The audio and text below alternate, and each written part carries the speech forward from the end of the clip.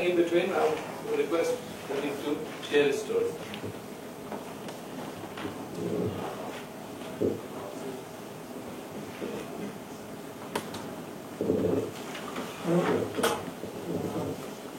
I will give you my brief about around 5-10 minutes. I started this company in 1996. Before that, I worked for Kirloskar in their joint venture company Kirloskar Copeland for about 15 years. Then I worked as GM marketing and took the voluntary retirement after about working for 15 years. Then started this venture. Then I was working in the engineering field, in fact in refrigeration and air conditioning to be precise, and still went ahead with this venture. Many people ask me, how did you land yourself in this business? Engineering and garment manufacturing has nothing to do with each other. See, when I opted out of my job and started my own venture, I had naturally two options. One option was easy option to me, to do something in refrigeration and air conditioning, which was my field of operation for many years. And there was another field which was attracting me, and that was because of the market opportunity which I saw in this business. See, when I was working in Kirloskar, I was a cotton fan myself. I used to use only cotton garments, that too only 100% pure cotton garments. I used to have a lot of hardships in finding out 100% pure cotton garments, that too in good variety at good price. Nothing was such available. I used to go to many shops and they used to try to offer me something which was non-cotton as 100% cotton, then I used to buy and then regret having bought that. So there was no brand which was specializing 100% cotton. There was no reliable shop which offered 100% cotton. There was no shop which offered variety in 100% cotton. And there was no shop which was offering me value for money for the garments. So with this experience in my mind, when I started my own venture, as I gave weightage to the market opportunity rather than my own talent or my own experience. I said that I can earn my experience in my new venture. Even the talent can be built. I can get the experience through my business venture, but market opportunity is something which I may not be able to create. So if there is a market available, what market needs is just a supplier. And that is why I gave more weightage to the market opportunity available rather than what I have. I gave weightage to the what market needs. And that is how I landed myself in this garment business. I thought that if I have hardship in finding out a good cotton garment for my own consumption, there could be thousands of such people, there could be lakhs of such people in Pune, in and around Pune, who are having the same problem. They are my ready customers. What I have to do is to offer them 100% cotton garments at a good price, good quality garment at good price and in variety. So when I started this venture, my brand strategy was already drawn. My brand, what I wanted to do was to build a brand which I was not able to get. That is 100% cotton, 100% guaranteed cotton, good quality cotton, at value for money price and variety in 100% pure cotton. So when I launched this, my venture, my brand strategy was already drawn. So when I started working again towards this end, it took me many years to do that. In fact, when I started this business, I did not have any experience in cotton garment manufacturing or in retailing as well. I had to earn that experience through my own working. It took me about 7 to 8 years to establish myself at one place, that is Nassau. That is where I started my venture. It was an umbrella concept initially because I did not manufacture all the garments myself. So I used to shop around, go to various brands and get only 100% pure garments from them, bring it to my shop and offer them to the customers. But then it had its own problem. Their pricing was different. A similar style shirt or a similar material shirt was priced differently by different brands. their sizes were different, their styling was different, there was no reliability of the cotton garments, then there was no pricing parity. So I thought that I must start manufacturing my own garments so that I offer everything under one roof. That is how I started manufacturing cotton garments, and Cotton King started becoming a brand. It took me about 7 years to establish myself. In the sense that for 7 years, my growth was like Chinese bamboo. My growth was under the ground, because I was trying to perfect my skills in manufacturing. I was trying to develop my own model for franchising this business. I was trying to have connect with the customer by branding Cotton King in and around Pune. Once I was ready with that, then I started franchising in 2004. And it took me, believe me or not, it took me 1 year for one single trader to convince him to take my franchisee. And he was Mr. Godbole, his name is Godbole. It took me 1 full year to convince him that it will be good for him if he accepts Cotton King franchisee in Lakshmi Road.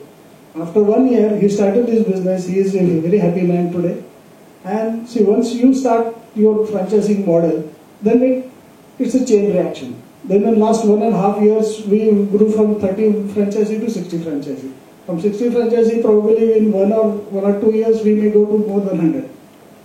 But then initial growth was very difficult because of many reasons. Number one, it takes longer time for customers to get the customer acceptance, to get customer believe your product, to get your customer believe your brand. It takes some time. It took some time for me to perfect my own skill at making a good product. That itself took some time.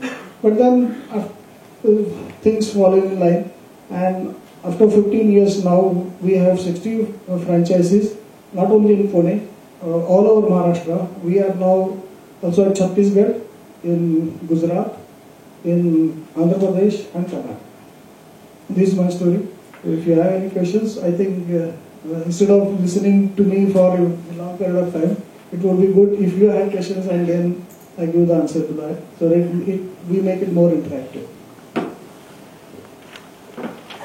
Thank you, Pradeep. I will invite questions, but I will leave one question with you, which you can answer at your pleasure.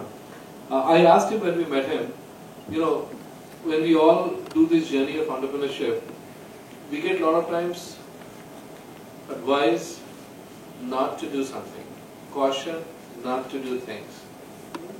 And there are times when every one of us has ignored that and done things that everybody asks us not to do.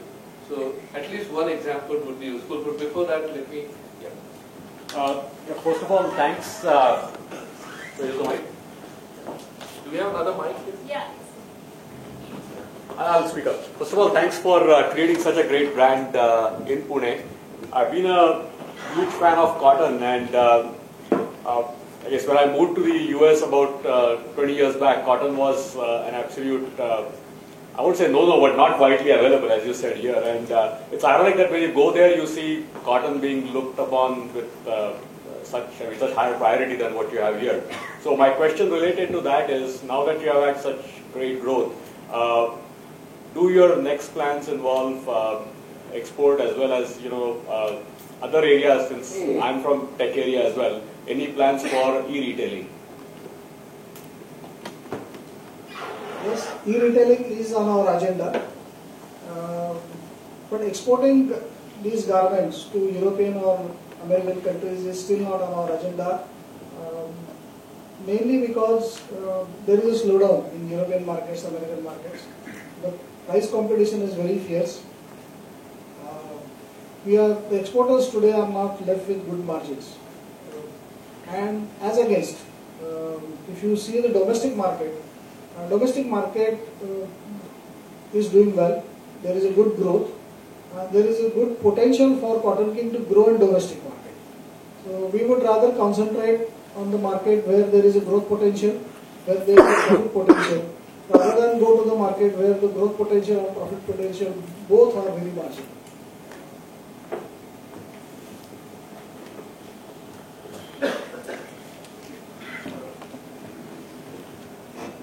Yeah.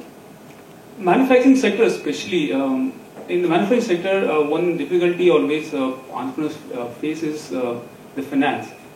It is easier to get funds for software companies, IT companies, but not for manufacturing companies. So how did you manage finances at the expansion stage? See, for me, that problem did not arise at all because I have not grown leaps and bounds. Maybe my growth is very steady. It took me from one franchisee to 60 franchisee 15 years, which is a pretty long period.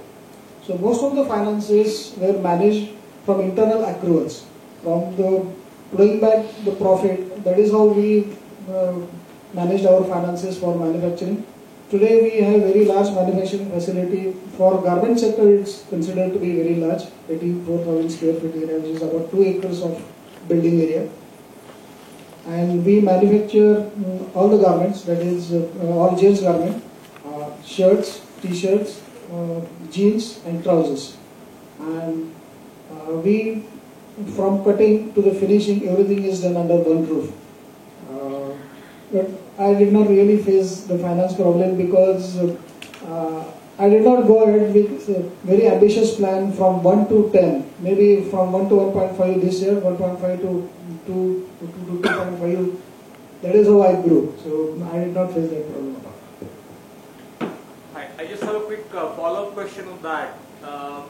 The last decade was actually pretty interesting for the Indian retail industry, and a lot of capital was thrown in the industry, and several retailers, including clothing retailers, grew a lot. Tried to grow very fast. Some of them almost recklessly and actually burned down. Kuton's Retail is a example that comes to my mind because I tracked that company. So as you watched them, what did you feel? Because your approach is very different. You said you perfected your product first. So it's almost a case of hare and tortoise, with the tortoise winning at the end. So how did you feel during that, especially during 2006, 2007, when these retailers were trying to go extremely fast and nobody knew what would happen? I would just love to have your comments on that. See, probably people outside the trade, they believe that Kutons or the brands like Cantabile are growing fast. But since we are from inside the trade, we knew that this growth is artificial. We know for sure that they are in this business to swindle public money. They are not interested in building this brand and taking it forward or whatever. Probably their interest was to go for a public issue, collect a lot of money, take away that money and be happy. That was maybe their original game plan, and they worked towards that. So if people outside believe that Kutons or Cantabiles are growing fast and in retail business they are taking the real market opportunity in their hands and growing, we knew that it's not true. We knew their original game plan because we could make out from the pricing, from the compensation they offered to the real estate, the type of commissions they offered to their franchisees. It was all impractical. We knew that it's going to fail, and it failed.